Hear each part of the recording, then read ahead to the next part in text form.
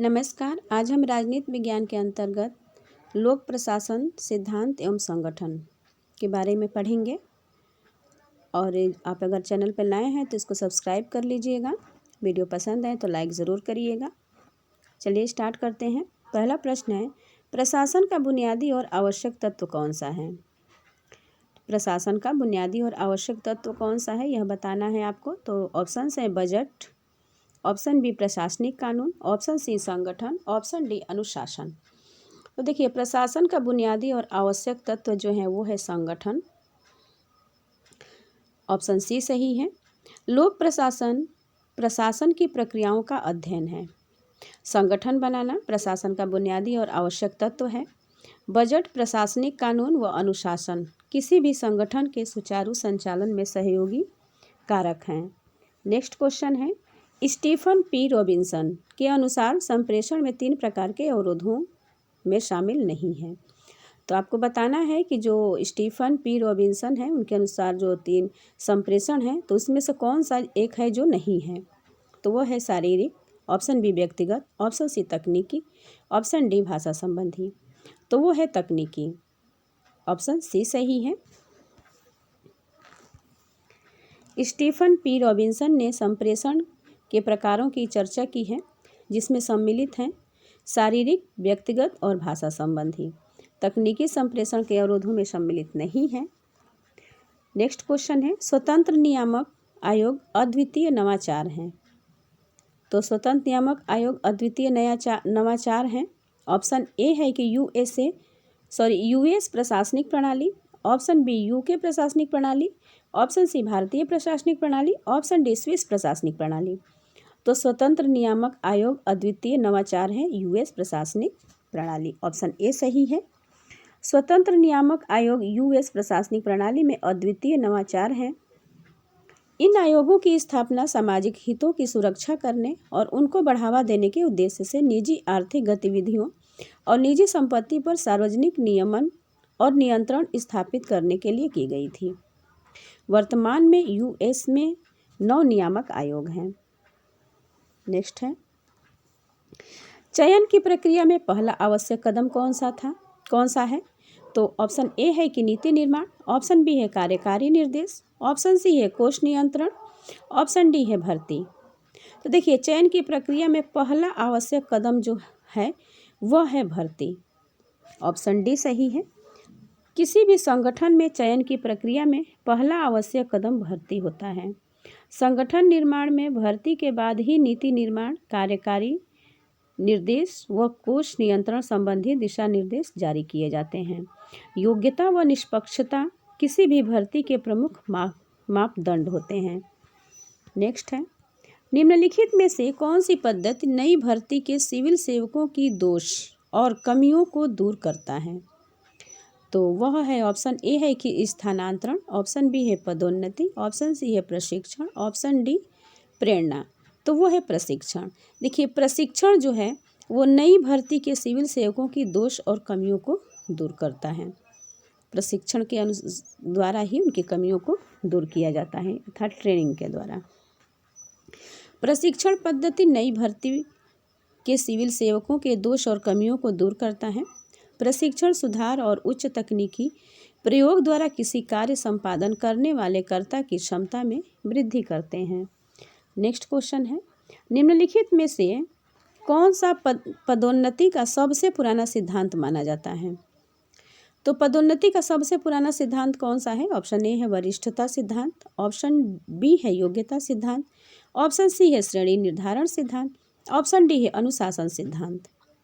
तो देखिए, सबसे पुराना सिद्धांत माना जाता है वरिष्ठता सिद्धांत। ऑप्शन ए सही है। आधुनिक समय में पदोन्नति का सबसे पुराना सिद्धांत वरिष्ठता के सिद्धांत को माना जाता है। वरिष्ठता का अर्थ है किसी कर्मचारी की सेवा अवधि। अतः इस सिद्धांत के अनुसार पदोन्नति करने में पूर्वता क्रम का निर्धारण कर्मचारियों की सेवा अवधि से किया जाता है। नेक्स्ट क्वेश्चन है, किसने कहा कि लोक प्रशासन में वे सभी कार्य आ जाते हैं जिनका उद्देश्य लोक नीति को पूरा करना अथवा क्रियान्वित करना होता है? ऑप्शन ए है एल डी वाइट ने, ऑप्शन बी है जॉन एम फिफ्नर ने, ऑप्शन सी है साइमन ने, ऑप्शन डी है E.N. ग्लैडन ने। तो जो इसमें सही है वो है ऑप्शन ए L.D. वाइट ने। L.D. वाइट ने कहा है कि लोक प्रशासन में वे सभी कार्य आ जाते हैं जिनका उद्देश्य लोक नीति को पूरा करना अथवा क्रियान्वित करना होता है। यह परिभाषा लोक प्रशासन की विस्तृत परिभाषा के अंतर्गत आता है। वाइट, वुड्रो विल्सन, फिफ्नर और डिमॉक आदि ने लोक प्रशासन को विस्तृत अर्थ में स्वीकार किया है। नेक्स्ट क्वेश्चन है, किसने अंतर्राष्ट्रीय व्यवस्था की संरचना को 3 तत्वों संगठनात्मक सिद्धांत, इकाइयों का विभिन्नीकरण एवं क्षमता का वितरण में बांटा है? ऑप्शन ए है कि मियर श्रीमर ने, ऑप्शन बी है वाल्टज ने, ऑप्शन सी है स्टीफन वाल्ट ने, ऑप्शन डी है डेविड हेल्ड ने। तो वो है वाल्टज ने अंतर्राष्ट्रीय व्यवस्था की संरचना को 3 तत्वों संगठनात्मक सिद्धांत, इकाई का विभिन्नीकरण एवं क्षमता का वितरण, संगठनात्मक सिद्धांत, इकाइयों का विभिन्नीकरण एवं क्षमता का वितरण में बांटा है। अपनी पुस्तक थ्योरी ऑफ इंटरनेशनल पॉलिटिक्स में केनेथ वाल्टेज ने अंतर्राष्ट्रीय व्यवस्था की संरचना को 3 तत्वों संगठनात्मक सिद्धांत, इकाइयों के विभिन्नीकरण और क्षमता के वितरण के संदर्भ में विभाजित किया है। नेक्स्ट क्वेश्चन है, एक विशिष्ट समस्या को हल करने के लिए विभिन्न पाठ्यक्रमों से कार्यवाही का एक पाठ्यक्रम चुनने की प्रक्रिया के लिए कहा जाता है। तो ऑप्शन ए है विकर्ण संचार, ऑप्शन बी है संपूर्ण गुणवत्ता प्रबंधन, ऑप्शन सी है सहायक सेवा, ऑप्शन डी है निर्णय निर्माण। तो देखिए ये है निर्णय निर्माण। निर्णय निर्माण एक विशिष्ट समस्या को हल करने के लिए विभिन्न पाठ्यक्रमों से कार्यवाही का एक पाठ्यक्रम चुनने की प्रक्रिया के लिए कहा जाता है निर्णय निर्माण। ऑप्शन डी सही है। निर्णय निर्माण प्रशासनिक व्यवहार का एक पक्ष है जो प्रशासन के गत्यात्मक पक्ष की प्रस्तुति करता है। इस प्रक्रिया के अभाव में किसी प्रशासक के अन्य गुण महत्वहीन प्रतीत होते हैं। इस शब्द का शाब्दिक अर्थ होता है अंतिम परिणाम पर पहुंचना।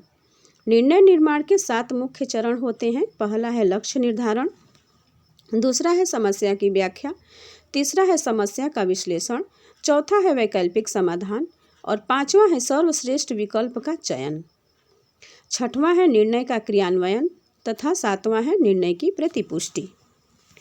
नेक्स्ट क्वेश्चन है, मूने के अनुसार संगठन का सार्वभौमिक सिद्धांत कौन सा सिद्धांत है? तो ऑप्शन ए है कि नियंत्रण का विस्तार, ऑप्शन बी है आदेश की एकता, ऑप्शन सी है केंद्रीकरण, ऑप्शन डी है पद सोपान। बताइए। तो इसमें देखिए जो पद सोपान है ऑप्शन डी, मूने के अनुसार संगठन का सार्वभौमिक सिद्धांत है पद सोपान। संगठन शब्द ऑर्गेनिज्म से निकला है जिसका अर्थ है साक्षी गतिविधि में लगे परस्पर निर्भर अंगों का एक संगठित निकाय। मूने के अनुसार पदानुक्रम एक सार्वभौमिक परिघटना है। मूने ने कहा कि एक साझा उद्देश्य की पूर्ति के लिए प्रत्येक मानव सभा संगठन का रूप, संघ का रूप ही संगठन है। मूने ने पद सोपान को सार्वभौमिक सिद्धांत का नाम दिया तथा हेनरी और फेयाल ने इसे इसके लिए प्रक्रिया का नाम दिया।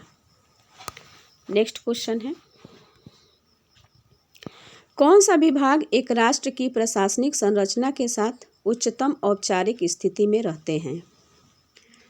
तो बताइए कौन सा विभाग एक राष्ट्र की प्रशासनिक संरचना के साथ उच्चतम औपचारिक स्थिति में रहते हैं? ऑप्शन ए है कि सरकारी विभाग, ऑप्शन बी है निजी विभाग, ऑप्शन सी है अर्ध संरचनात्मक विभाग, ऑप्शन डी है अर्ध स्वायत्त विभाग। तो ये है देखिए सरकारी विभाग। सरकारी विभाग एक राष्ट्र की प्रशासनिक संरचना के साथ उच्चतम औपचारिक स्थिति में रहते हैं। नेक्स्ट क्वेश्चन है, आंतरिक रूप से भर्ती की प्रक्रिया को कहा जाता है? तो आंतरिक रूप से भर्ती की प्रक्रिया को क्या कहा जाता है? ऑप्शन ए है कि एकाधिक प्रणाली, ऑप्शन बी है पदोन्नति प्रणाली, ऑप्शन सी है विभाजन प्रणाली, ऑप्शन डी है उन्नत प्रणाली भी। तो देखिए ऑप्शन बी है पदोन्नति प्रणाली भी आंतरिक रूप से भर्ती की प्रक्रिया को कहा जाता है। आंतरिक रूप से भर्ती की प्रक्रिया को पदोन्नति प्रणाली भी कहा जाता है। यह प्रत्यक्ष भर्ती का एक रूप है जिसमें खाली पदों को उपयुक्त और अनुभवी प्रत्याशियों से भरा जाता है जो पहले से ही सेवा में कार्यरत हैं। इसके साथ प्रत्यक्ष भर्ती को सीधी भर्ती कहा जाता है जिसमें खाली पदों पर खुले बाजार में उपलब्ध योग्य प्रत्याशियों से भरना, जैसे भारत में संघ लोक सेवा आयोग की भर्ती प्रक्रिया है। नेक्स्ट क्वेश्चन है, सेवा में प्रवेश करने से पहले सार्वजनिक सेवा के इच्छुक लोगों को किस प्रकार का प्रशिक्षण दिया जाता है? तो देखिए, जो सेवा में प्रवेश करने के लिए सार्वजनिक सेवा के इच्छुक लोगों को किस प्रकार का प्रशिक्षण दिया जाता है, तो देखिए उसमें प्रवेश लेने के लिए तो वो दिया जाता है पुनश्चर्या पाठ्यक्रम, सेवाकालीन प्रशिक्षण या प्रवेश पूर्व प्रशिक्षण या उन्मुखीकरण प्रशिक्षण। तो देखिए, जो प्रवेश करने से पहले लोगों को जिस प्रकार का प्रशिक्षण दिया जाता है वो होता है प्रवेश पूर्व प्रशिक्षण, अर्थात सेवा में जाने से पहले उसकी तैयारी करना, एग्ज़ाम से पहले ही तैयारी करना प्रवेश पूर्व परीक्षण होता है। जैसे प्रवेश पूर्व प्रशिक्षण उन प्रत्याशियों को दिया जाता है जो सार्वजनिक सेवा में निकट भविष्य में प्रवेश करना चाहते हैं। अन्य शब्दों में यह संस्थानों द्वारा दिया जाने वाला व्यावसायिक प्रशिक्षण है। यह प्रशिक्षण इंटर्नशिप के रूप में अमेरिका में लोकप्रिय है और भारत में राजस्थान में 1960 में प्रचलित है। नेक्स्ट क्वेश्चन है, सिविल सेवकों की उनके कार्य संगठन के प्रति अभिवृत्ति और दृष्टिकोण को संदर्भित किया जा सकता है। तो वो है, ऑप्शन ए है कि अनुशासन, ऑप्शन बी है मनोबल, ऑप्शन सी है पद सोपान, ऑप्शन डी है दृढ़ निश्चय। तो देखिए, इसमें जो मनोबल है वो सिविल सेवकों की उनके कार्य संगठन के प्रति अभिवृत्ति और दृष्टिकोण से को संदर्भित किया जाता है मनोबल के द्वारा। ऑप्शन बी सही है। सिविल सेवकों की उनके कार्य तथा उनके संगठन के प्रति अभिवृत्ति और दृष्टिकोण को उनके मनोबल के रूप में संदर्भित किया जा सकता है। मनोबल पद वस्तुतः सिविल सेवकों की उनके कार्य एवं संगठन के सभी पक्षों के प्रति समग्र अभिव्यक्ति को व्यक्त करता है। नेक्स्ट है, स्थायी वैतनिक और कुशल अधिकारियों के पेशेवर निकाय के रूप में लोक सेवा को किसने परिभाषित किया? तो लोक सेवा को किसने परिभाषित किया है? ऑप्शन ए है एल.डी. वाइट ने, ऑप्शन बी है ऑग ने, ऑप्शन सी है हरमन फाइनर ने, ऑप्शन डी है आर.जी. गेटल ने। तो ये है हरमन फाइनर। स्थायी वैतनिक और कुशल अधिकारियों के पेशेवर निकाय के रूप में लोक सेवा को हरमन फाइनर ने परिभाषित किया। ऑप्शन सी सही है। नेक्स्ट क्वेश्चन है, किस प्रकार का परीक्षण मुख्य रूप से प्रकृति में व्यक्तिपरक होता है और अक्सर उम्मीदवारों द्वारा संदेह के साथ देखा जाता है? ऑप्शन ए है कि लिखित परीक्षा, ऑप्शन बी है मौखिक परीक्षा, ऑप्शन सी है प्रदर्शन परीक्षा, ऑप्शन डी है योग्यता परीक्षा। तो इसमें देखिए, जो मौखिक परीक्षा है यह परीक्षण मुख्य रूप से प्रकृति में व्यक्तिपरक होता है और अक्सर उम्मीदवारों द्वारा संदेह के साथ देखा जाता है। ये मौखिक परीक्षा है। नेक्स्ट है, एक कर्मचारी के लिए किस प्रकार का प्रशिक्षण दिया जाता है जो पहले से ही सेवा में है? तो जो पहले से ही सेवा में है उसको कौन सा प्रशिक्षण दिया जाएगा? जो सेवा के काल में है अर्थात प्रेजेंट टाइम में है, तो उसके लिए ऑप्शन ए है प्रवेश उपरांत प्रशिक्षण, बी है पूर्व प्रवेश प्रशिक्षण, सी है उन्मुखीकरण प्रशिक्षण या डी है सेवाकालीन प्रशिक्षण। तो कार्यरत है तो उसमें सेवाकालीन प्रशिक्षण दिया जाएगा। ऑप्शन डी सही है। कार्यों की बदलती हुई प्रकृति और तकनीकी के साथ तादात्म्य स्थापित करने के लिए पहले से ही सेवा में कार्यरत कर्मचारियों को सेवाकालीन प्रशिक्षण दिया जाता है। नेक्स्ट है, प्रशासनिक कृत्यों और निर्णयों की वैधता के निर्धारण करने की न्यायालयों की शक्ति को जाना जाता है। ऑप्शन ए है न्यायिक समीक्षा, ऑप्शन बी है वैधानिक अपील, ऑप्शन सी है विधायी समीक्षा, ऑप्शन डी है बंदी प्रत्यक्षीकरण। तो देखिए, इसमें जो सही है वो है न्यायिक समीक्षा। न्यायिक समीक्षा को प्रशासनिक कृत्यों और निर्णयों की वैधता के निर्धारण करने की न्यायालयों की शक्ति को जाना जाता है न्यायिक समीक्षा के द्वारा। ऑप्शन ए सही है।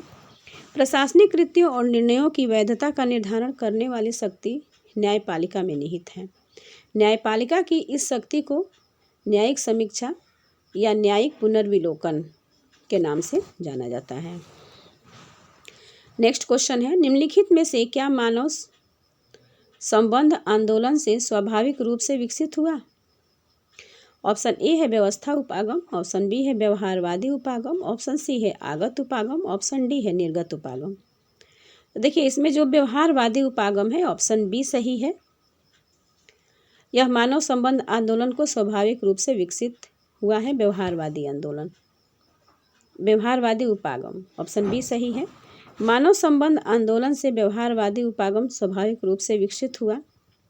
मानव संबंध आंदोलन तीव्र मशीनीकरण जैसे वैज्ञानिक प्रबंध के स्थान पर मनुष्य के स्वभाव के अध्ययन पर बल देता है।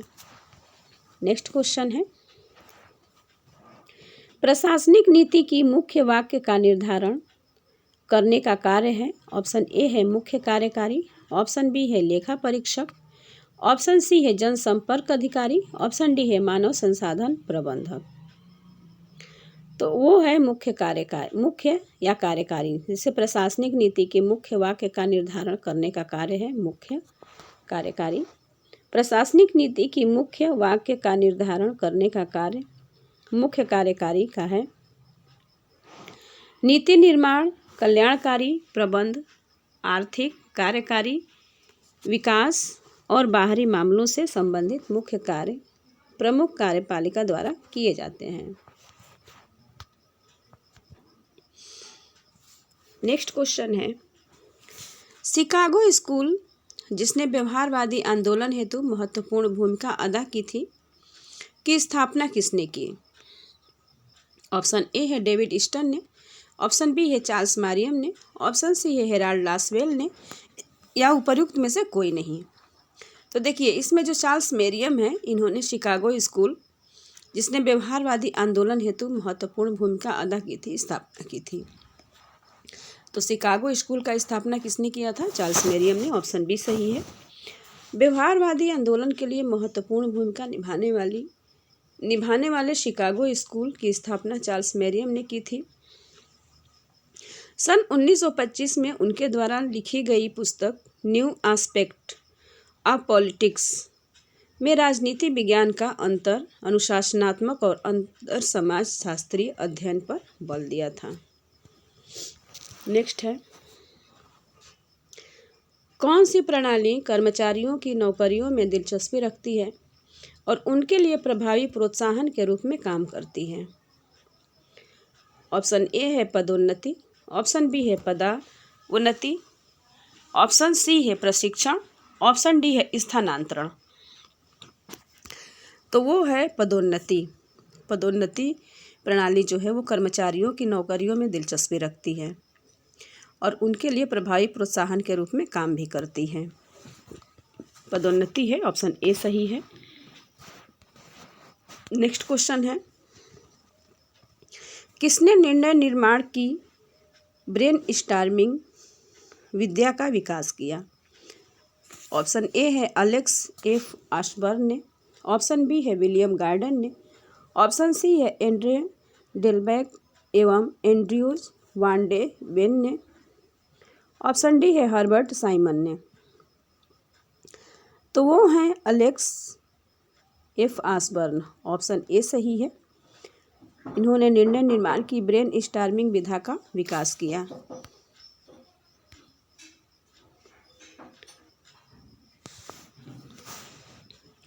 निर्णय निर्माण की ब्रेन स्टॉर्मिंग तकनीकी का विकास अलेक्स एफ ऑसबर्न ने किया था।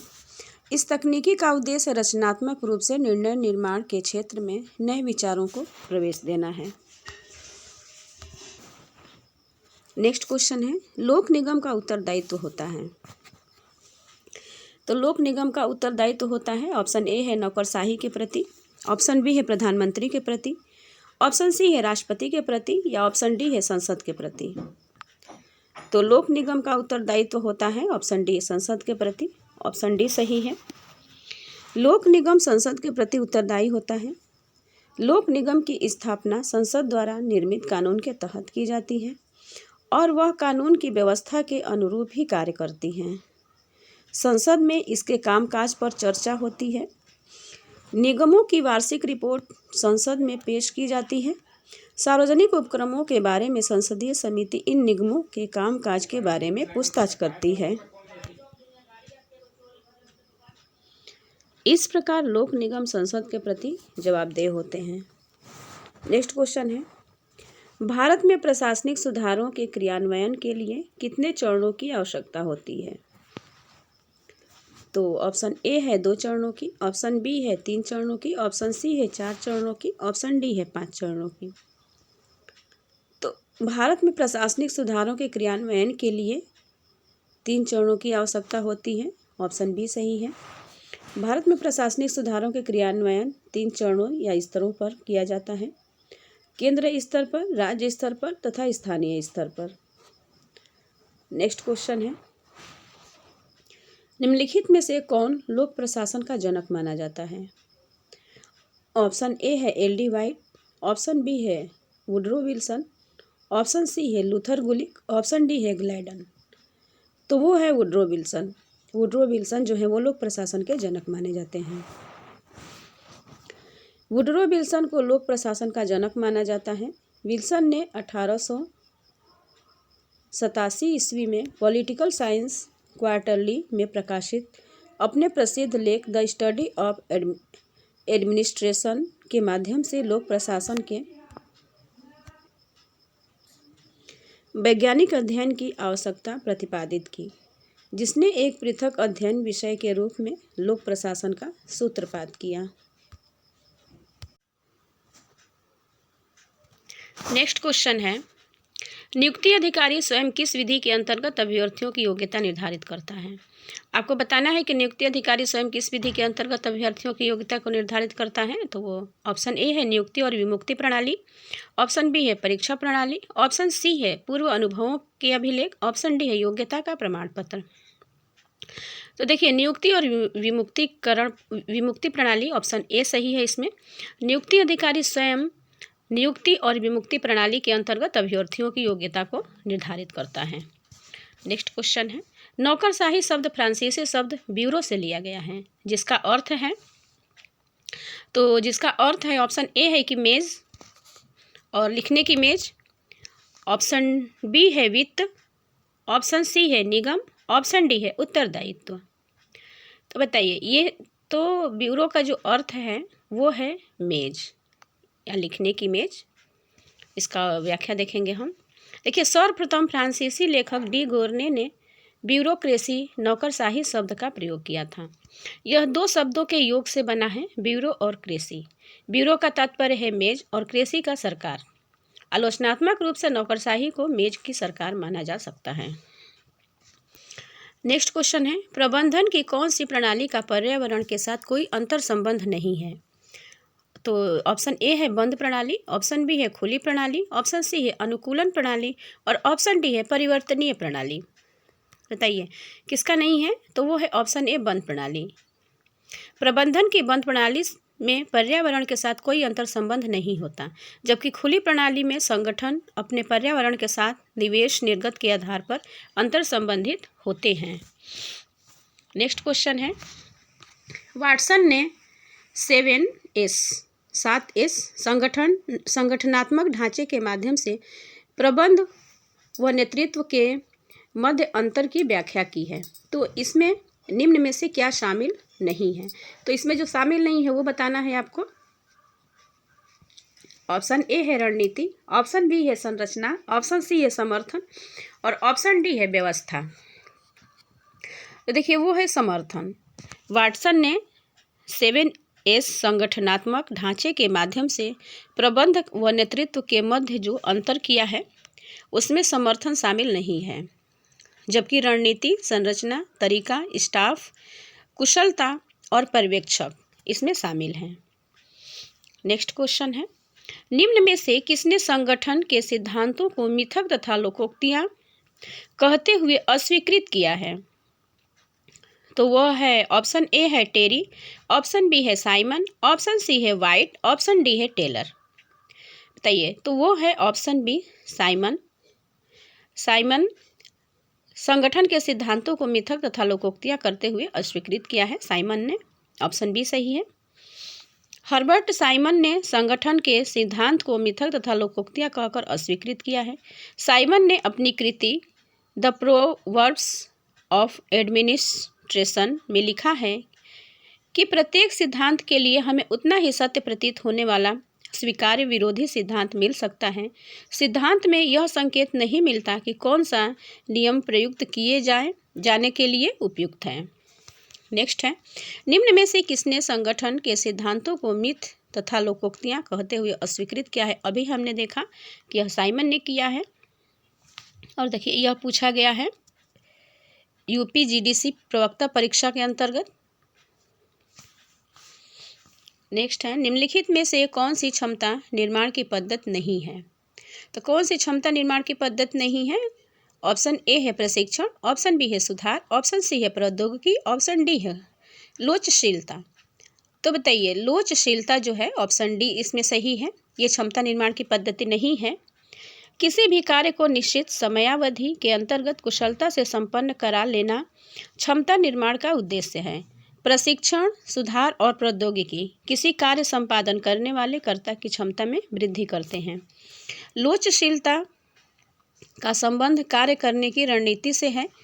इस रणनीति का अनुप्रयोग करते हुए उद्देश्य की प्राप्ति सरलतम ढंग से किया जा सकता है।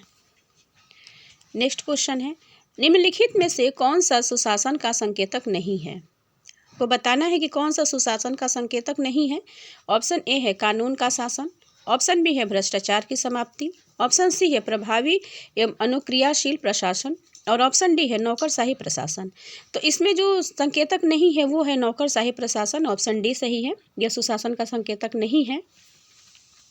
नौकरशाही प्रशासन सुशासन का संकेतक नहीं है। यह दुशासन का संकेतक भी नहीं है, बल्कि आधुनिक शासन प्रणाली की अनिवार्य विशेषता है। कानून का शासन, भ्रष्टाचार की समाप्ति एवं प्रभावी तथा अनुक्रियाशील प्रशासन और सुशासन के आधार हैं। निम्नलिखित में से नागरिक समाज सिविल सोसाइटी की एक महत्वपूर्ण विशेषता क्या है? तो ऑप्शन ए है बाध्यकारिता, ऑप्शन बी है सामीप्य, ऑप्शन सी है स्वेच्छा, ऑप्शन डी है दया। तो देखिए, इसमें जो सही है वो है ऑप्शन सी स्वेच्छा। स्वेच्छा जो है ये सही है। इसमें आधुनिक लोकतांत्रिक तरीके से गठित नागरिक समाज की विशेषता स्वेच्छा है। हीगल जैसे सर्वसत्तावादी विचारक तथा मार्क्सवादी विचारधारा का समर्थन करने वाले विद्वान नागरिक समाज की विशेषता बाध्यकारिता बताते हैं। ग्रामसी ऐसे विचारक हैं जिन्होंने नागरिक समाज को अपने अध्ययन का केंद्र बनाया। इन्होंने अपनी प्रसिद्ध रचना द प्रिजन नोटबुक्स में आधिपत्य शब्द का प्रयोग किया है, परंतु यहाँ पर आधिपत्य का अर्थ परंपरागत अर्थ से भिन्न है। यहाँ पर आधिपत्य का तात्पर्य सहमति है। नेक्स्ट क्वेश्चन है,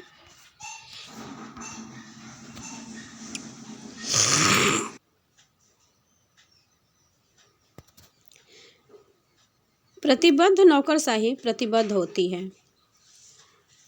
प्रतिबद्ध नौकरशाही प्रतिबद्ध होती है। ऑप्शंस हैं राज्य के प्रमुख से, ऑप्शन बी संविधान से, ऑप्शन सी निश्चित विचारधारा से, ऑप्शन डी उपर्युक्त सभी से। तो प्रतिबद्ध नौकरशाही प्रतिबद्ध होती है उपर्युक्त सभी से। ऑप्शन डी सही है। तिबद्ध नौकरशाही का स्वरूप समय एवं परिस्थितियों के अनुरूप बदलता रहता है। अधिनायकवादी या तानाशाही राज्यों में नौकरशाही की प्रतिबद्धता राज्य के प्रमुख के प्रति रहती है। जर्मनी के हिटलर तथा इटली में मुसोलिनी इसके उदाहरण हैं। साम्यवादी या समाजवादी व्यवस्थाओं में एक निश्चित विचारधारा को घोषित किया जाता है और नौकरशाही को विचारधारा के प्रति प्रतिबद्धता व्यक्त करनी पड़ती है। उन देशों में जहां शासन का संचालन संवैधानिक प्रावधानों के अनुरूप चलाया जाता है और नागरिक अपने अधिकारों के प्रति जागरूक होते हैं, वहां पर नौकरशाही की प्रतिबद्धता संविधान के प्रति होती है। नेक्स्ट क्वेश्चन है, निम्नलिखित कथनों पर विचार कीजिए। कर लेते हैं विचार। देखिए इसमें ऑप्शन पहला है कि उदारवादी वर्गीय अधीनस्थता के यंत्र के रूप में नौकरशाही की आलोचना करते हैं।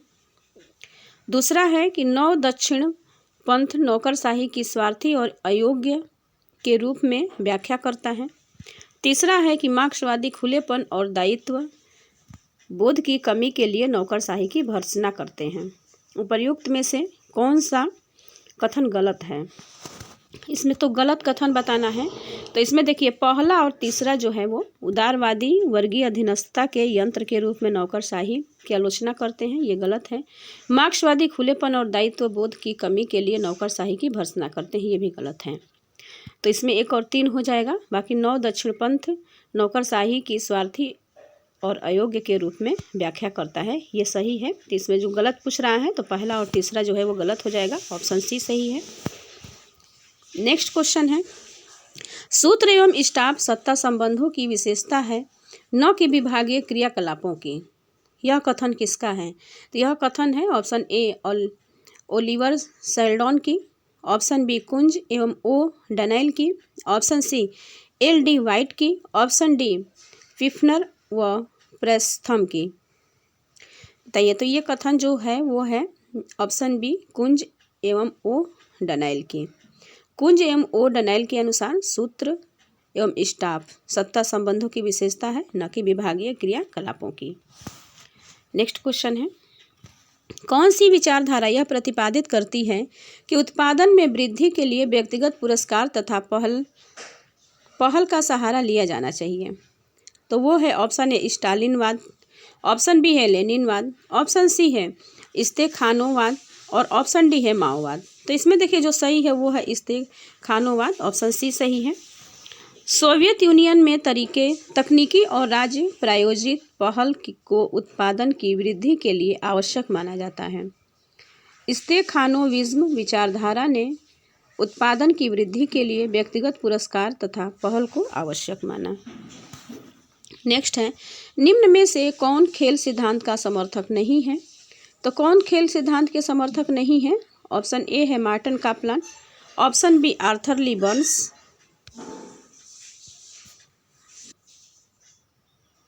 ऑप्शन सी है John H Herz, option D Richard E Quandt.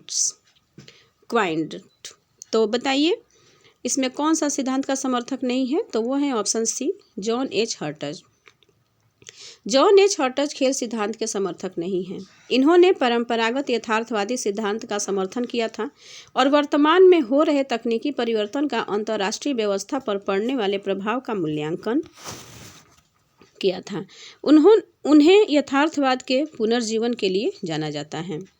तो जॉन एच हर्टज को यथार्थवाद के पुनर्जीवन के लिए जाना जाता है। नेक्स्ट है, कौन सा सिद्धांत नेतृत्व के बहुआयामी तथ्य को प्रकाशित करता है? तो वो ऑप्शन ए है बिहेवियरल थ्योरी, ऑप्शन बी है ट्रेड थियोरी, ऑप्शन सी है सिचुएशन थियोरी, ऑप्शन डी है इनमें से कोई नहीं।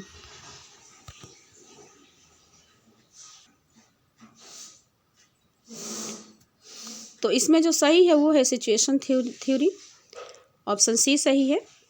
सिचुएशन थियोरी नेतृत्व के बहुआयामी तथ्य को प्रकाशित करता है। नेता अपने अनुयायियों की इच्छाओं को पहचानता है और ऐसी विधियों का पालन करता है जो उन्हें संतुष्ट करता है। परिस्थिति सिद्धांत इस बात पर जोर देता है कि नेतृत्व की कोई भी सबसे अच्छी अवस्था सभी स्थितियों में सार्वभौम रूप से लागू नहीं होती है। नेता की स्थिति के अनुरूप अपनी शैली बदलनी पड़ती है।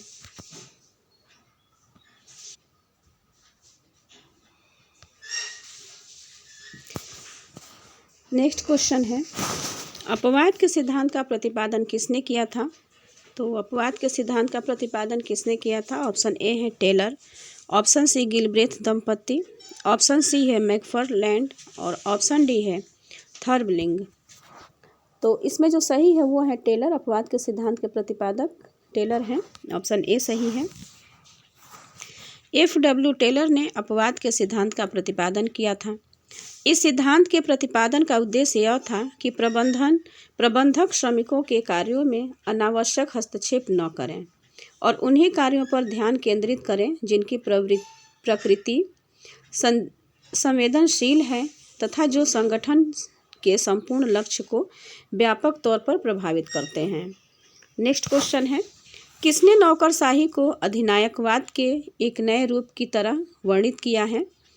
तो ऑप्शन ए है लास्की, ऑप्शन बी है डायसी, ऑप्शन सी है फाइनर, ऑप्शन डी है हेवार्ट। तो किसने नौकरशाही को अधिनायकवाद के एक नए रूप की तरह वर्णित किया है? तो वो है हेवार्ट, ऑप्शन डी सही है।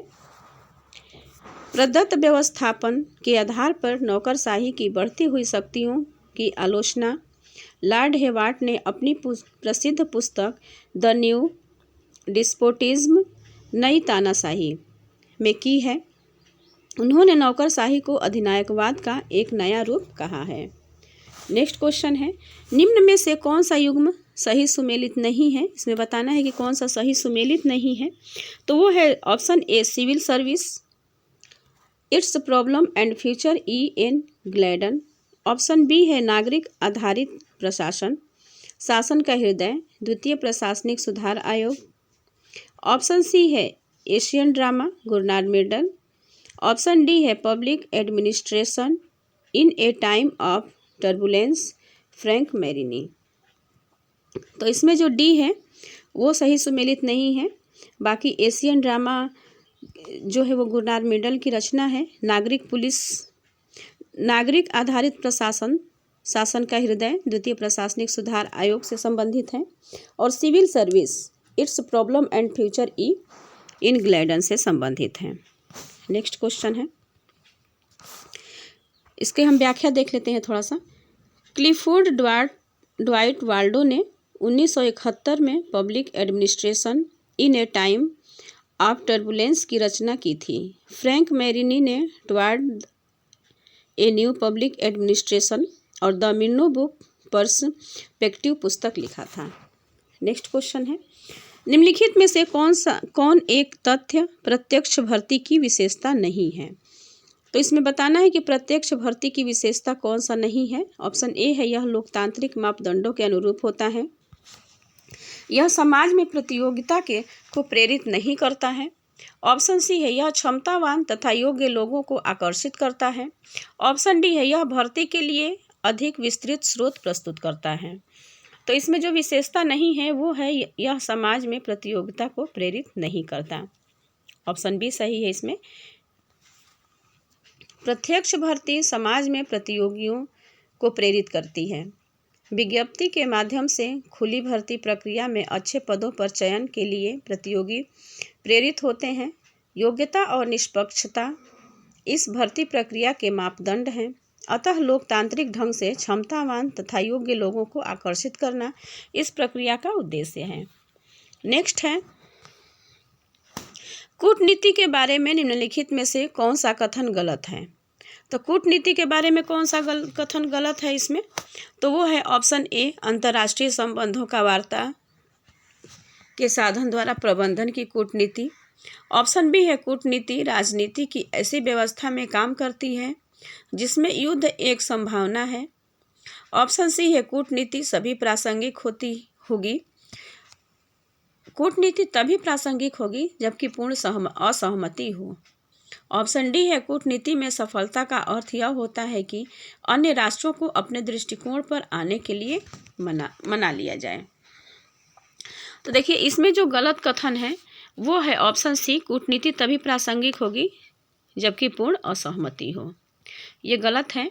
बाकी अंतर्राष्ट्रीय संबंधों का वार्ता के साधन द्वारा प्रबंधन की कूटनीति सही कथन है।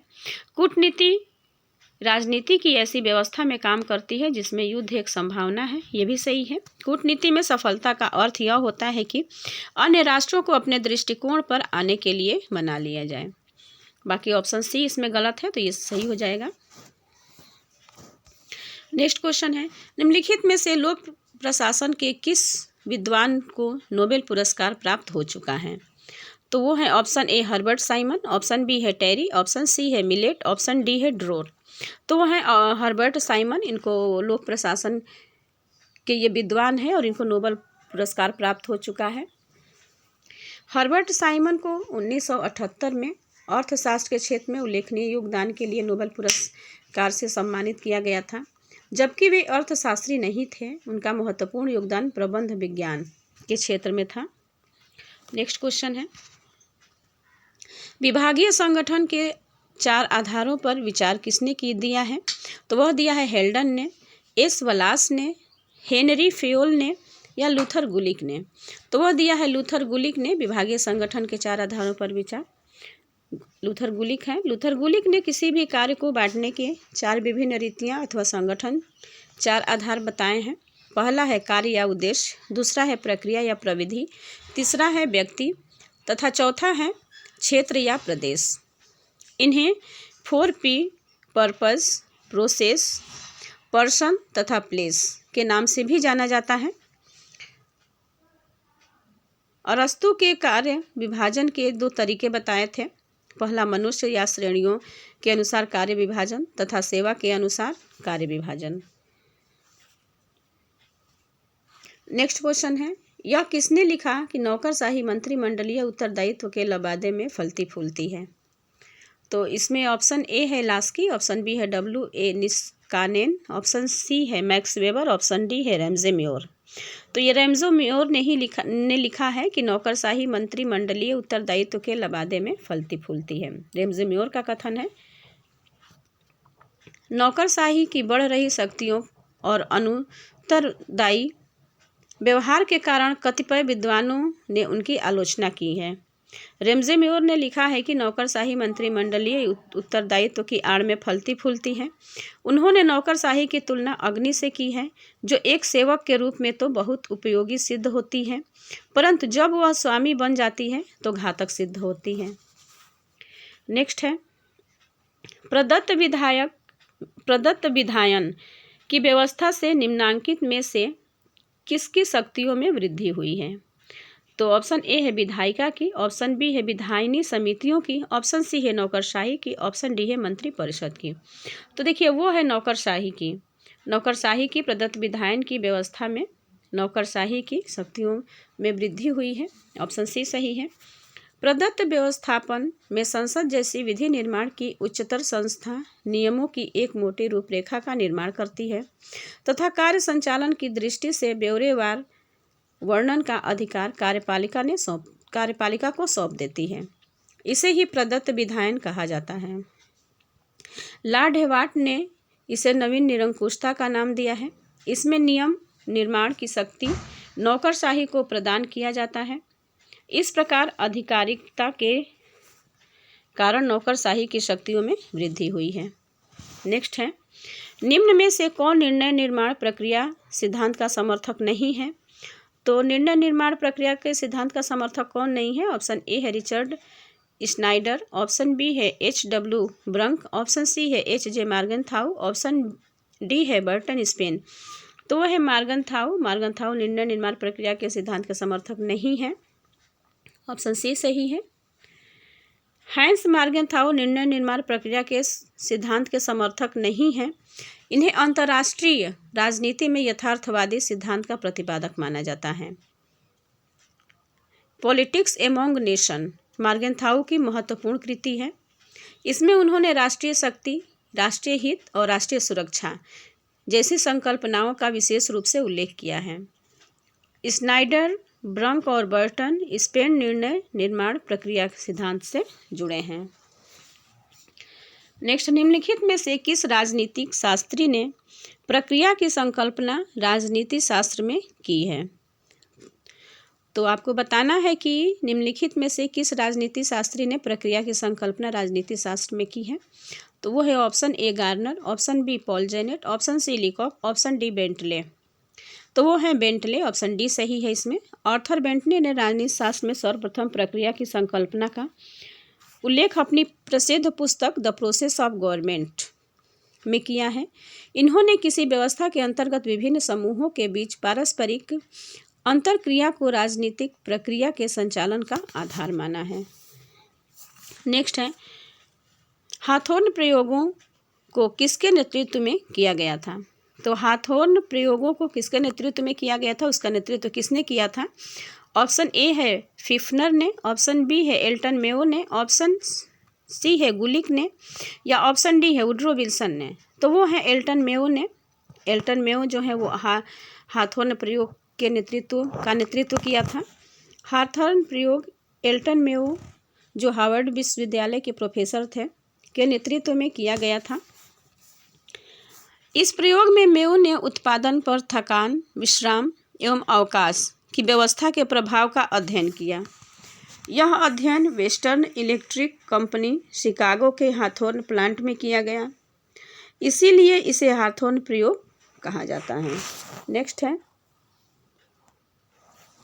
प्रभाव दो कर्ताओं के मध्य एक संबंध है जिसमें एक कर्ता किसी दूसरे कर्ता को वह कार्य करने के लिए उत्प्रेरित करता है जिसे वह अन्यथा निष्पादित नहीं करता।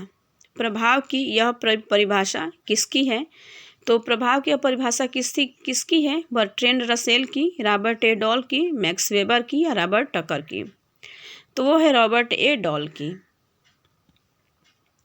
यह परिभाषा जो है वो रॉबर्ट डॉल की है कि प्रभाव दो कर्ताओं के मध्य एक संबंध है जिसमें एक कर्ता किसी दूसरे कर्ता को वह कार्य करने के लिए प्रेरित करता है जिसे वह अन्यथा निष्पादित नहीं करता। ये रॉबर्ट ए डॉल की है, ऑप्शन बी सही है। शक्ति की तरह प्रभाव भी राजनीति विश्लेषण की एक अवधारणा है। रॉबर्ट डॉल, रो तथा लासवेल जैसे विद्वानों ने प्रभाव को एक महत्वपूर्ण अवधारणा के रूप में स्वीकार किया है। साधारण भाषा में प्रभाव का अर्थ वैसी वस्तु से है जो दूसरे के व्यवहार परिवर्तनों को सूचित करता है। रॉबर्ट डॉल ने प्रभाव के अर्थ को स्पष्ट करते हुए बताया है, प्रभाव व्यक्तियों, संघों, संगठनों और राज्यों के बीच संबंध है जिसमें एक कर्ता दूसरे कर्ताओं को वह करने के लिए प्रेरित करता है जिसे वह पहले नहीं करता। अन्य महत्वपूर्ण तथ्य में है कि रो का कहना है कि प्रभाव के महत्व को मान लेने के बाद दमन और शक्ति निरर्थक हो जाती है। लासवेल के शब्दों में प्रभाव मूल्य, स्थिति और किसी व्यक्ति या समूह की क्षमता है। नेक्स्ट है, प्रभावकर्ताओं के मध्य एक संबंध है जिसमें एक कर्ता अन्य कर्ताओं को यह कार्य करने के लिए प्रेरित करता है जिसे उन्होंने अन्यथा निष्पादित नहीं किया होता। यह कथन किसका है? तो यह कथन है रॉबर्ट डॉल का। अभी हमने देखा ऊपर कि रॉबर्ट डॉल का ये कथन है, ऑप्शन बी सही है। प्रमोशन शब्द लिया गया है प्रोमोवर्स से। यह किस भाषा का शब्द है? तो यह ग्रीक भाषा का शब्द है, लैटिन भाषा का शब्द है, फ्रेंच का है या रोमन का है? तो देखिए, प्रमोशन शब्द जो लिया गया है वो प्रोमोवर्स से लिया गया है और यह शब्द है लैटिन भाषा का, ऑप्शन बी सही है। प्रोमोवर्स शब्द लैटिन भाषा का है। लैटिन के पश्चात फ्रेंच भाषा में इस शब्द को लिया गया तत्पर और उसके बाद अंग्रेजी में प्रमोशन शब्द का प्रयोग किया गया। नेक्स्ट है, नेतृत्व के गुणमूलक दृष्टिकोण के प्रणेता हैं। तो नेतृत्व के गुणमूलक दृष्टिकोण के प्रणेता कौन है? ऑप्शन ए है R.M. स्टगडिल, ऑप्शन बी है चेस्टर बर्नार्ड, ऑप्शन सी है कुंटस तथा ओडोनेल और ऑप्शन डी है फिडलर। तो इसमें जो सही है वो है चेस्टर बर्नार्ड। नेतृत्व के गुणमूलक दृष्टिकोण के प्रणेता है चेस्टर बर्नार्ड, ऑप्शन बी सही है। चेस्टर आई बर्नार्ड के नेतृत्व में गुणमूलक दृष्टिकोण का प्रणेता माना जाता है। गुणमूलक दृष्टिकोण इस मान्यता पर आधारित है कि सफल नेतृत्व नेता की व्यक्तित्व संबंधी विशेषताओं पर आश्रित होता है, जबकि नेतृत्व का महान व्यक्तित्व दृष्टिकोण इस मान्यता पर आधारित है कि नेता पैदा होते हैं, बनाए नहीं जाते। नेक्स्ट है, केश पद्धति किस देश की देन है? तो केश पद्धति किस देश की देन है? तो वो है केश पद्धति जो है अमेरिका की देन है। केश पद्धति और अमेरिका, बताइए भारत की देन है, इंग्लैंड की देन है या फ्रांस की देन है? तो केश पद्धति जो है वो ऑप्शन ए अमेरिका की देन है। अमेरिकी प्रशासन में केश पद्धति का विकास 1930 के दशक में विशेष परिस्थितियों में प्रशासन द्वारा निर्णय निर्माण करने के लिए हुआ। केश पद्धति निर्णय निर्माण करने वाले प्रशासन के निर्णयन व्यवहार तथा उसको प्रभावित करने वाले विभिन्न कारकों, वैयक्तिक, विधिक तथा संस्थानिक पर विशेष बल देता है। वर्तमान समय में यह पद्धति लोक प्रशासन के अध्ययन और अध्यापन का स्थायी साधन बन गई है।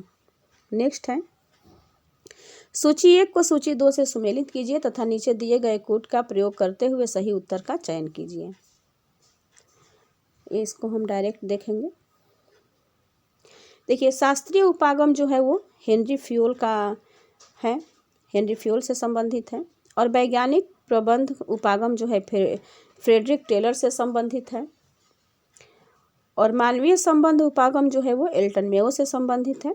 और व्यवहारवादी उपागम जो है वो हर्बर्ट साइमन से संबंधित है।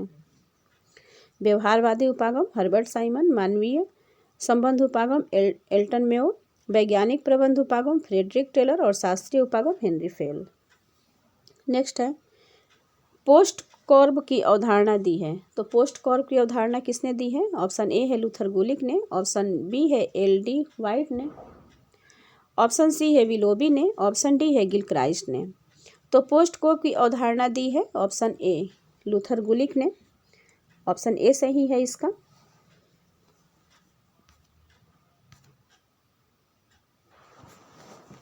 लोक प्रशासन प्रशासन की प्रक्रियाओं का अध्ययन है। लोक प्रशासन के कार्य क्षेत्र के संबंध में लूथर गुलिक ने जिस मत को प्रतिपादित किया है उसे पोस्ट कॉर्ब कहा जाता है। पोस्ट कॉर्ब शब्द अंग्रेजी के 7 शब्दों के प्रथम अक्षरों से मिलकर बनाया गया है। उसमें पहला है, देखिए, पी प्लानिंग योजना बनाना, ओ ऑर्गेनाइजिंग संगठन बनाना, सी स्टाफिंग कर्मचारियों की व्यवस्था करना, डी डायरेक्टिंग निर्देशन करना, कोऑर्डिनेशन समन्वय करना, और आर रिपोर्टिंग रिपोर्ट देना, और बी बजटिंग बजट तैयार करना। इनमें से किसने पोस्ट कॉर्ब का सिद्धांत दिया है? तो अभी हमने देखा कि लूथर गुलिक ने दिया, ऑप्शन बी सही है।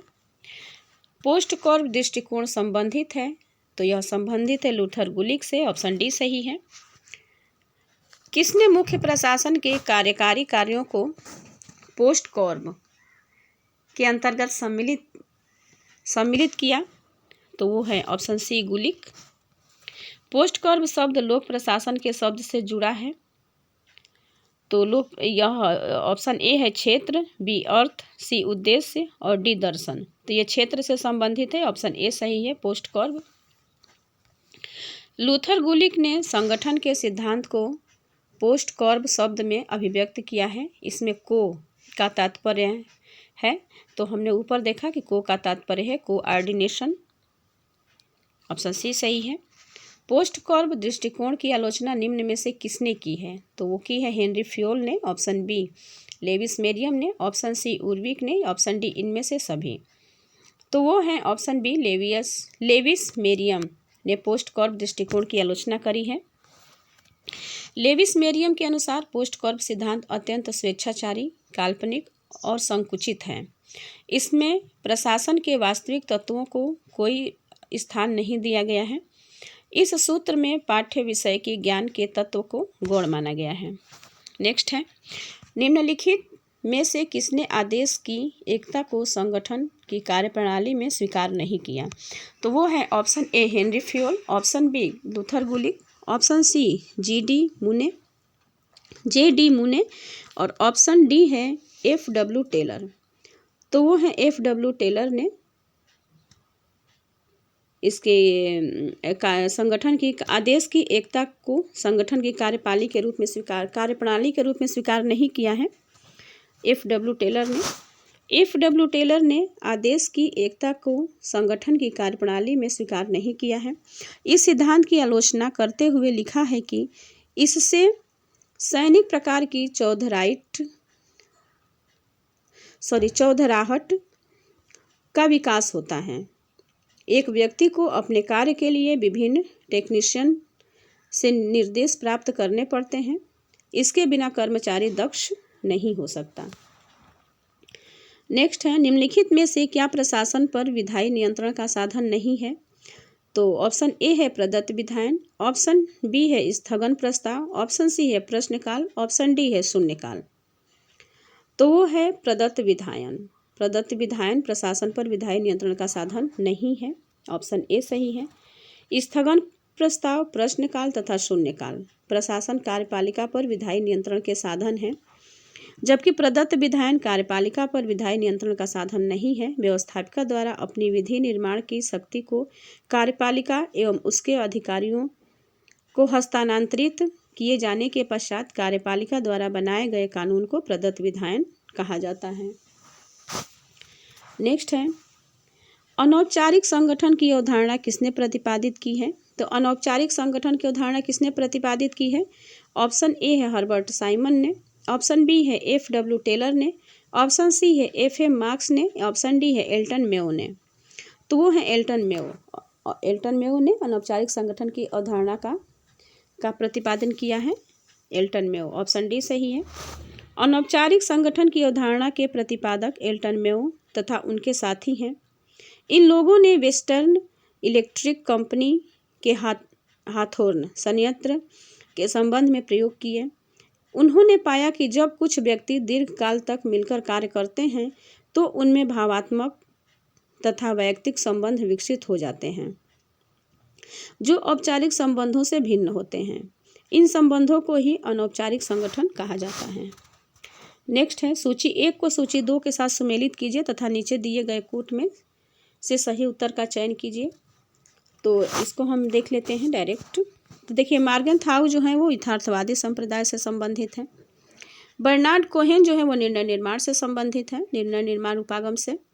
और मार्टन कापलान जो है वो व्यवस्था सिद्धांत से संबंधित है। और इमाइल बर्ड जो है वो खेल सिद्धांत से संबंधित है। तो मॉर्गनथाउ यथार्थवादी संप्रदाय, बर्नार्ड कोहेन निर्णय निर्माण उपागम, मार्टन कापलान व्यवस्था सिद्धांत और इमाइल बर्ड जो है वो खेल सिद्धांत। नेक्स्ट क्वेश्चन है, निम्नलिखित में से कौन सा अनौपचारिक या अंगूर लता संचार का उदाहरण है? तो ऑप्शन ए है एकल छोर, ऑप्शन बी है गप्पे मारना, ऑप्शन सी है संभावना, ऑप्शन डी है उपयुक्त सभी। तो इसमें जो है वो सभी हैं। औपचारिक या अंगूर लता संचार का उदाहरण सभी हैं, एकल छोर, गप्पे मारना और संभावना। ऑप्शन डी सही हो जाएगा इसका। अनौपचारिक या अंगूर लता संचार का कोई क्रम नहीं होता, किंतु उनका आधार एकल छोर अवश्य होता है जहां से संचार का प्रेषण होता है। कई बार ये अनौपचारिक वार्ताएं अफवाहों, गप्पे मारना का रूप ले लेती है। इन सभी कठिनाइयों के कारण अंगूर लता प्रणाली को संगठन में अधिक महत्व नहीं दिया जाता है। इस संचार प्रणाली में संभावना ही रहती है, सत्यता नहीं। नेक्स्ट है, निम्नांकित में से कौन सा युग्म सही सुमेलित नहीं है? तो इसमें जो सही सुमेलित नहीं है वो बताना है। तो आदेश की एकता, फ्योल, नियंत्रण का विस्तार, उर्विक, पद सोपान, मुने। ऑप्शन डी है प्रदत्तीकरण, फेरल हैडी। तो वो सुमेलित जो नहीं है वो है ऑप्शन डी, प्रदत्तीकरण, फेरल हैडी। ये सुमेलित नहीं है। बाकी पद सोपान जो है वो मुने का है, नियंत्रण का विस्तार उर्विक का है और आदेश की एकता फ्योल का है। तो इस प्रश्न का जो आंसर हो जाएगा वो ऑप्शन डी सही हो जाएगा। नेक्स्ट है, आदेश की एकता सिद्धांत से क्या तात्पर्य है? तो आदेश की एकता सिद्धांत से क्या तात्पर्य है? ऑप्शन ए है बहुत से अधिकारियों से आदेश ग्रहण करना, ऑप्शन बी है अपने से ऊपर केवल एक अधिकारी से आदेश प्राप्त करना, ऑप्शन सी है 2 परस्पर विरोधी आदेशों का पालन करना, ऑप्शन डी है उपयुक्त सभी। तो इसमें जो ऑप्शन बी है अपने से ऊपर केवल एक अधिकारी के आदेश का पालन करना आदेश की एकता सिद्धांत का तात्पर्य है। ऑप्शन बी सही है। आदेश की एकता के सिद्धांत से अभिप्राय है अपने से ऊपर केवल एक अधिकारी के से आदेश प्राप्त करना। फिफ्नर तथा फ्रेथस के अनुसार आदेश की एकता से यह आशय है कि किसी संगठन का प्रत्येक सदस्य एक और केवल वरिष्ठ अधिकारी के प्रति ही जवाबदेह होगा। नेक्स्ट है, पद सोपान का अर्थ है। तो पद सोपान का अर्थ क्या है? संगठन के विभिन्न स्तरों पर कर्मचारी, उच्च का निम्न पर नियंत्रण, गैंग प्लैंक या उपयुक्त सभी। तो वो है उच्च का निम्न पर नियंत्रण पद सोपान का अर्थ है। ऑप्शन बी सही है। पद सोपान का अर्थ उच्च का निम्न पर नियंत्रण है। इसका आशय पिरामिड शैली से बने एक ऐसे संगठन से है जिसमें उच्चतर से निम्नतर की ओर सत्ता का संचालन बना रहता है। पद सोपान के अंतर्गत संगठन में सत्ता, आदेश और नियंत्रण क्रमशः एक एक स्तर में से गुजरते हुए ऊपर से नीचे की ओर जाते हैं। नेक्स्ट है, निम्नांकित में से कौन पद सोपान की मौलिक विशेषताओं में से एक विशेषता नहीं है? तो वो है ऑप्शन ए आदेश की एकता, ऑप्शन बी है निर्देश की बहुलता, ऑप्शन सी है उत्तरदायित्व के अनुरूप सत्ता और ऑप्शन डी है उचित माध्यम का सिद्धांत। तो इसमें जो सही है वो है ऑप्शन बी निर्देश की बहुलता। ऑप्शन बी निर्देश की बहुलता जो है वो पद सोपान की मौलिक विशेषताओं में की विशेषता नहीं है, निर्देश की बहुलता। बाकी आदेश की एकता, उत्तरदायित्व के अनुरूप सत्ता और उचित माध्यम का सिद्धांत, ये पद सोपान की विशेषताएं हैं। निर्देश की बहुलता पद सोपान की मौलिक विशेषताओं में नहीं है। इसकी महत्वपूर्ण विशेषता निम्न है। इसमें आदेश की एकता का पालन होता है, उत्तरदायित्व के अनुरूप सत्ता का प्रत्यायोजन होता है, कार्य करने का उचित मार्ग होता है और संगठन की इकाइयां परस्पर संबंध और एकीकृत होती हैं। स्तरों का विभाजन करके नेतृत्व का निर्धारण किया जाता है और इसमें संचार निश्चित माध्यम से होकर गुजरता है। पद सोपान बल देता है। तो पद सोपान किस पर बल देता है? संगठन की इकाइयों के विभाजन पर, पिरामिडीय संरचना पर, उत्तरदायित्व नीचे से शीर्ष की ओर पर। तो इसमें जो सही है वो सही है, ऑप्शन डी सही है, सारे सही हैं इसमें। पद सोपान के अंतर्गत संगठन में प्रशासनिक क्रियाकलापों को इकाइयों और उप इकाइयों में विभाजित कर दिया जाता है। साथ ये इकाइयां समाहित भी रहती हैं। इसमें संगठन का ढांचा पिरामिडी आकार का होता है और सर्वोच्च अधिकारी शीर्ष पर विराजमान रहता है। उत्तरदायित्व का निर्धारण नीचे से शीर्ष की ओर होता है, क्योंकि प्रत्येक नीचे का कर्मचारी अपने से उच्च अधिकारी के प्रति उत्तरदायी होता है। नेक्स्ट है, ओ और एम संबंधित हैं। ऑप्शन ए है संगठन और पद्धति से, ऑप्शन बी है ओम से, ऑप्शन सी है संगठन और प्रबंध से, ऑप्शन डी है संगठन और कार्यालय का प्रबंध। तो इसमें जो ओ और एम संबंधित है वो ऑप्शन ए संगठन और पद्धति से। ओ और एम अंग्रेजी भाषा में ऑर्गेनाइजेशन एंड मेथड्स का संक्षिप्ताक्षर है। इसे हिंदी में संगठन एवं प्रणाली अथवा पद्धति कहते हैं। भारत तथा ब्रिटेन में ओ एंड एम का यही अर्थ लिया जाता है, जबकि अमेरिका में कभी कभी इसे विस्तृत अर्थ में लिया जाता है।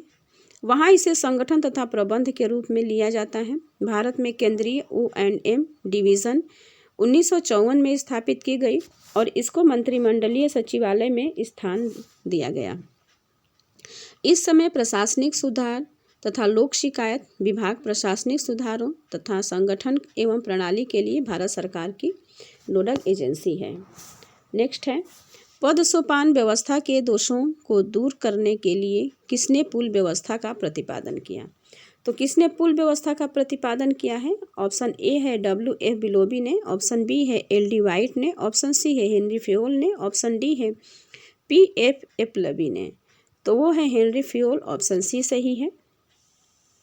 और पद सोपान व्यवस्था के दोषों को दूर करने के लिए हेनरी फ्योल ने पुल व्यवस्था का प्रतिपादन किया, ऑप्शन सी सही है। पद सोपान व्यवस्था के दोषों को दूर करने के लिए हेनरी फ्योल ने पुल व्यवस्था का प्रतिपादन किया। फ्योल इसे गैंग प्लांक के नाम से पुकारता है, जिसका तात्पर्य है लेवल जंपिंग। इस व्यवस्था के द्वारा एक विभाग या उप विभाग का कर्मचारी सीधे सीधे दूसरे विभाग या उप विभाग के कर्मचारी से संपर्क स्थापित कर सकता है। नेक्स्ट है, लोक प्रशासन को अध्ययन विषय के रूप में प्रारंभ करने का श्रेय किसे प्राप्त है? तो वो है L.D. वाइट को, बिलोबी को, मेरी पार्कर फोले को या वुड्रो विल्सन को। तो वो है वुड्रो विल्सन को। वुड्रो विल्सन को लोक प्रशासन को अध्ययन विषय के रूप में प्रारंभ करने का श्रेय प्राप्त है। एक विषय के रूप में लोक प्रशासन का जन्म संयुक्त राज्य अमेरिका में सन 1887 में हुआ। वुड्रो विल्सन जो उस समय प्रिंसटन यूनिवर्सिटी में राजनीति शास्त्र के प्राध्यापक थे, लोक प्रशासन के जनक माने जाते हैं। इन्होंने अपने लेख प्रशासन का अध्ययन 1887 में राजनीति व प्रशासन को अलग अलग बताया। वुडरो विल्सन एक तो लोक प्रशासन के जनक माने जाते हैं, दूसरे वे राजनीति और प्रशासन को पृथक्करण में विश्वास रखते हैं। वुडरो विल्सन अमेरिका के पूर्व राष्ट्रपति भी रहे हैं। लोक प्रशासन के पितामह कौन है? तो वो है वुडरो विल्सन, अभी हमने देखा। किसने पद सोपान को स्केलर पद्धति का नाम दिया है? तो वो है ऑप्शन ए एल.डी. वाइट ने, ऑप्शन बी साइमन ने, ऑप्शन सी मूने एवं रैले ने, ऑप्शन डी सेक्लर हडसन ने। तो वो है मूने एवं रैले। पद सोपान को स्केलर पद्धति का नाम देने वाले मूने एवं रैले हैं। ऑप्शन सी सही है। नेक्स्ट क्वेश्चन है, लोक प्रशासन का संबंध किससे है? तो लोक प्रशासन का संबंध किससे है? राजनीति से, अर्थशास्त्र, मनोविज्ञान से या इनमें से सभी से? तो लोक प्रशासन का संबंध है इनमें से सभी। ऑप्शन डी सही है।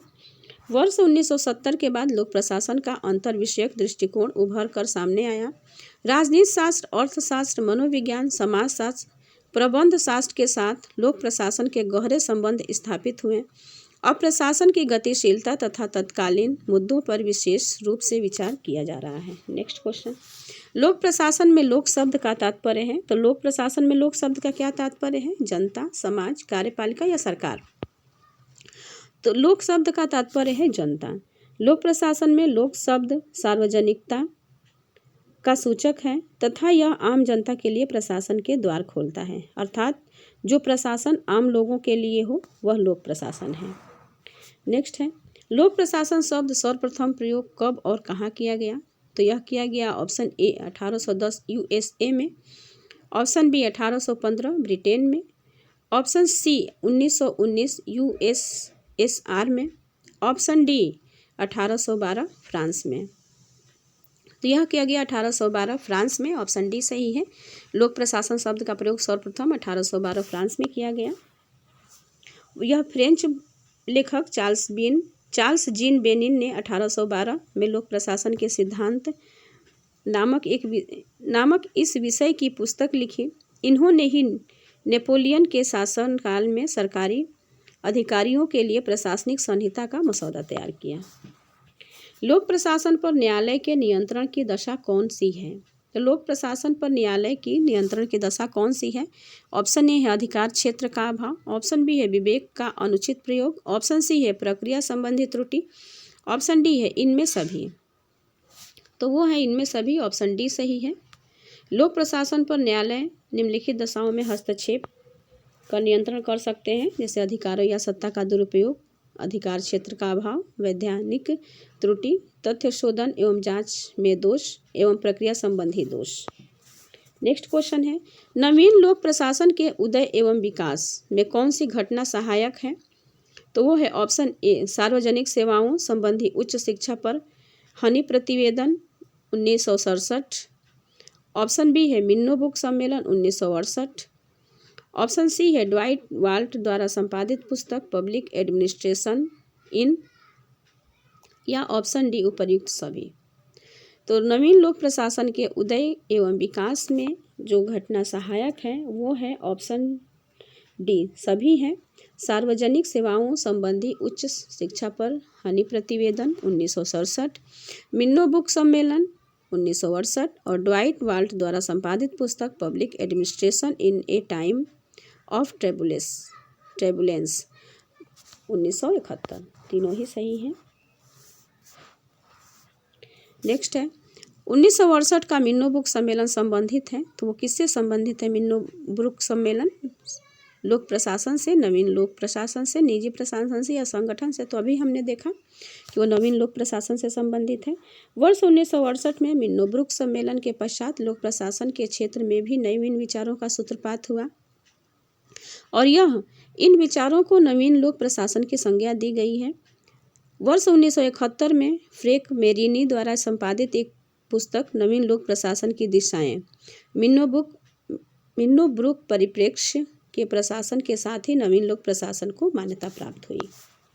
नेक्स्ट है, मिन्नो बुक सम्मेलन 1968 में लोक प्रशासन के कौन से चार मुख्य मुद्दों पर बहस की गई? तो वो है ऑप्शन ए इतिहास, गुण, मूल्य और विकास, ऑप्शन बी है मूल ग्रंथ, संदर्भ, प्रासंगिकता और दर्जा, ऑप्शन सी है मानक, मूल्य, संदर्भ और प्रगति, ऑप्शन डी है प्रासंगिकता, मूल्य, समानता और परिवर्तन। तो देखिए ये मुख्य चार जो मुख्य मुद्दे थे बहस की, वो है प्रासंगिकता, मूल्य, समता और परिवर्तन। ऑप्शन डी सही है इसका।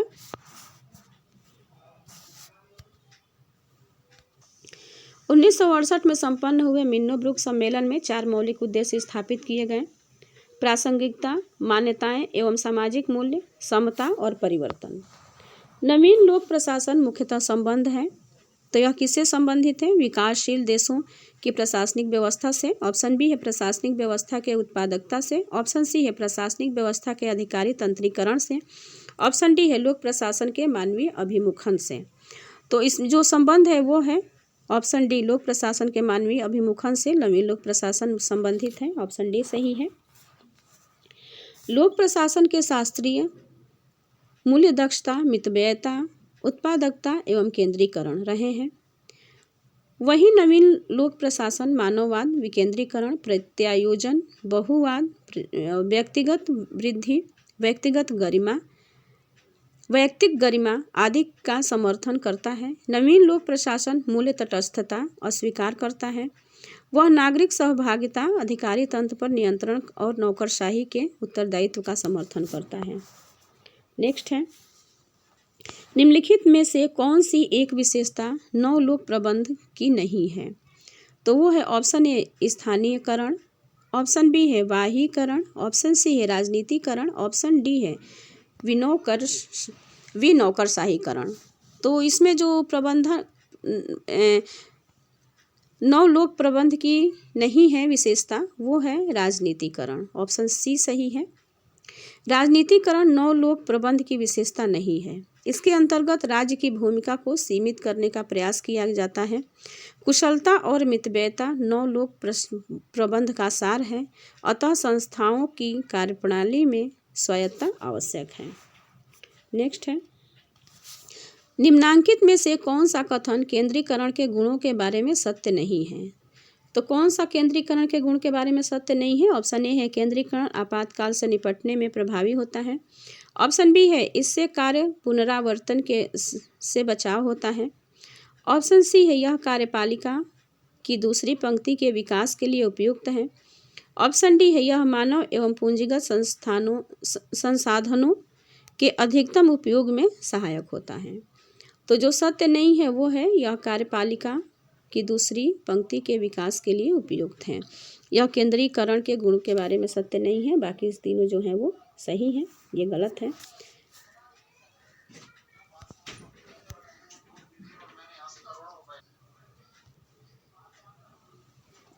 कार्यपालिका की दूसरी पंक्ति का विकास विकेंद्रीकरण का गुण है। संघात्मक शासन प्रणाली में इस प्रकार की कार्यपालिका देखने को मिलती है। भारत जैसे देश में पंचायत राज प्रणाली की स्थापना के साथ कार्यपालिका की तीसरी पंक्ति का विकास दृष्टिगत होता है। नेक्स्ट है, निम्नांकित में से कौन सा दृष्टिकोण विकेंद्रीकरण को अपने आप में एक उद्देश्य मानता है? तो वह है ऑप्शन ए मतवादी या सिद्धांतवादी दृष्टिकोण, ऑप्शन बी है राजनीतिक दृष्टिकोण, ऑप्शन सी है प्रशासनिक दृष्टिकोण, ऑप्शन डी है दोहरी भूमिका दृष्टिकोण। तो इसमें जो सही है वो है ऑप्शन ए मतवादी या सिद्धांतवादी दृष्टिकोण जो है वो विकेंद्रीकरण को अपने आप में एक उद्देश्य मानता है। सिद्धांतवादी दृष्टिकोण विकेंद्रीकरण को अपने आप में एक उद्देश्य मानता है। इसके अंतर्गत संगठनों की कार्यक्षमता और प्रभावोत्पादकता पर बल दिया जाता है। भारत में पंचायती राज प्रणाली को शक्ति संपन्न बनाकर इन उद्देश्यों को पूरा किया जा सकता है। इस दृष्टिकोण में यह आवश्यक है कि निर्णयकारी एवं प्रवर्तनकारी सत्ताओं के द्वारा लोगों की शक्ति प्राप्त हो। नेक्स्ट है, निम्नांकित में से किसने नियंत्रण के क्षेत्रों को प्रभावित नहीं किया? तो यह ऑप्शन ए है कि लोक सेवाओं में बढ़ती हुई व्यावसायिकता ने, ऑप्शन बी है सूचना क्रांति ने, ऑप्शन सी है संगठन में स्वचालित प्रक्रियाओं के अधिकाधिक प्रयोग ने, ऑप्शन डी है सभी संगठनों में उच्च नियंत्रण के क्षेत्र पर बढ़ती सर्वसहमति ने। तो जो सही है वो है ऑप्शन डी, सभी संगठनों में उच्च नियंत्रण के क्षेत्र पर बढ़ती सर्वसहमति ने नियंत्रण के क्षेत्र को प्रभावित नहीं किया है। बाकी लोक सेवाओं में बढ़ती हुई व्यावसायिकता ने, सूचना क्रांति ने, संगठन में स्वचालित प्रक्रियाओं के अधिकाधिक प्रयोग ने नियंत्रण के क्षेत्र को प्रभावित किया है, तो इसमें सही हो जाएगा वो ऑप्शन डी हो जाएगा। नेक्स्ट है, नेतृत्व के पथ लक्ष्य सिद्धांत के निम्न में से कौन समर्थक था? तो नेतृत्व के पथ लक्ष्य सिद्धांत से कौन समर्थक थे? ऑप्शन ए है Martin G Evans, option B है Robert J House, option C है दोनों, ए और बी। दोनों ही नहीं, और ऑप्शन डी है दोनों ही, ए और बी। तो देखिए जो सही है वो है ऑप्शन डी, दोनों ही हैं नेतृत्व के पथ प्रदर्शक सिद्धांत के समर्थक। नेतृत्व के पथ लक्ष्य सिद्धांत के प्रारंभिक प्रतिपादक रॉबर्ट जे हाउस हैं, किंतु बाद में इसे हाउस और मिचेल द्वारा विकसित किया गया। यह विचारधारा अनहियो स्टेट नेतृत्व अध्ययन और अभिप्रेरणा के प्रत्याशा सिद्धांत से प्रेरित है। पथ लक्ष्य विचारधारा का इस बात पर बल है कि नेता अधीनस्थों को पथ लक्ष्यों तथा आवश्यकता संतुष्टि के प्रति उनके अवबोध को प्रभावित कर संगठनात्मक प्रभावशीलता को अनुकूलतम बना सकते हैं। नेक्स्ट है, अभिप्रेरणा के पुरस्कार सिद्धांत के प्रतिपादक कौन थे? तो अभिप्रेरणा के पुरस्कार सिद्धांत के प्रतिपादक थे ऑप्शन ए है पीटर ड्रकर, ऑप्शन बी है एफ.डब्ल्यू. टेलर, ऑप्शन सी है मैकग्रेगर और ऑप्शन डी है एस.ई. फाइनर। तो प्रतिपादक जो हैं अभिप्रेरणा के पुरस्कार सिद्धांत के वो हैं एफ.डब्ल्यू. टेलर, ऑप्शन बी सही है। अभिप्रेरणा के पुरस्कार सिद्धांत विचारधारा के प्रतिपादक एफ.डब्ल्यू. टेलर हैं। इनकी यह मान्यता है कि काम का संबंध पारिश्रमिक से जोड़ देने से कर्मचारी अधिक काम करने के लिए अभिप्रेरित होगा, अर्थात अधिक पैसा कमाने के लिए वे अधिक कार्य करेंगे। इसी मान्यता के आधार पर उन्होंने विभेदात्मक मूल्य दर पद्धति की अनुशंसा की। नेक्स्ट है, मनोबल एक व्यक्ति अथवा एक दूसरे की अंतर्निहित संपत्ति है, यह कथन संबंधित है। तो यह कथन किससे संबंधित है? ऑप्शन ए एल.डी. वाइट से, ऑप्शन बी जे.डी. मुने से, ऑप्शन सी डिमॉक से, ऑप्शन डी ई.सी. डेविस से। तो मनोबल एक व्यक्ति अथवा एक समूह की अंतर्निहित संपत्ति है, यह कथन जो है वो है एल.डी. वाइट का, ऑप्शन ए सही है। एप्ले वाइट, मैकफार्लैंड और L D. White, Chester Barnard, Marshall Dimock, Alexander Leighton, James D Mooney आदि विद्वान मनोबल के प्रमुख व्याख्याकार हैं। उनकी परिभाषाएं जो हैं वो हैं, एल.डी. वाइट की परिभाषा है मनोबल एक व्यक्ति या व्यक्ति समूह के अंतर्निहित संपत्ति है, और चेस्टर बर्नार्ड के अनुसार है मनोबल एक स्वप्रेरित प्रेरणा है जो लोक सेवकों के दिल और दिमाग में निवास करती है। इन गुणों में निश्चय, आत्मविश्वास, उत्साह, साहस आदि सम्मिलित हैं।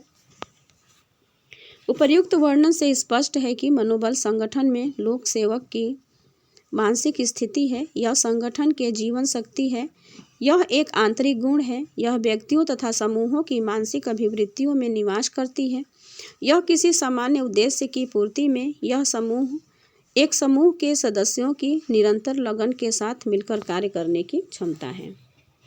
नेक्स्ट है, स्टाफ एजेंसी का सही कार्य निम्नलिखित में से कौन सा है? तो स्टाफ एजेंसी का कार्य कौन सा है? ऑप्शन ए है अधीनस्थ या अवर कर्मचारियों को आदेश जारी करना, ऑप्शन बी है अवर कर्मचारियों की गतिविधियों को नियंत्रित करना, ऑप्शन सी है संस्थानिक सेवाएं प्रदान करना, और ऑप्शन डी है मुख्य कार्यपालिका को परामर्श देना। तो इसमें जो सही है वो है मुख्य कार्यपालिका को परामर्श देना स्टाफ एजेंसी का सही कार्य है, ऑप्शन डी सही है। स्टाफ एजेंसी मुख्य कार्यपालिका के सहायक के रूप में कार्य करती है। इसका कार्य कार्यपालिका को परामर्श देना है। मुने ने स्टाफ अभिकरण के कार्यों के 3 पहलू माने हैं: सूचना संबंधी, परामर्श संबंधी तथा पर्यवेक्षण संबंधी। स्टाफ एजेंसी सूत्र एजेंसी को प्रशासन के प्रत्येक कार्य के संबंध में अपनी राय देती है। इससे निर्णय लेने में सुविधा होती है। इसके द्वारा दिए गए परामर्श को मानना या न मानना सूत्र अभिकरण पर निर्भर करता है।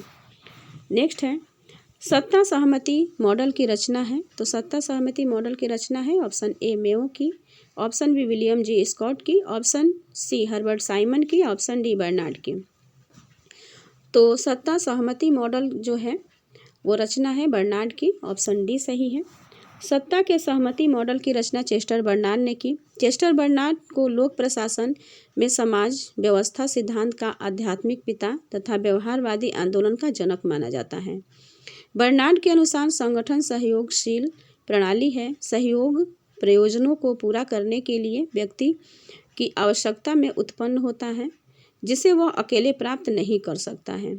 इसके परिणाम स्वरूप संगठन अन्य व्यक्तियों का सहयोग लेता है। बर्नार्ड के अनुसार संगठन के 3 तत्व होते हैं। पहला संचार, दूसरा सहयोग की भावना तथा तीसरा सामान्य प्रयोजन है।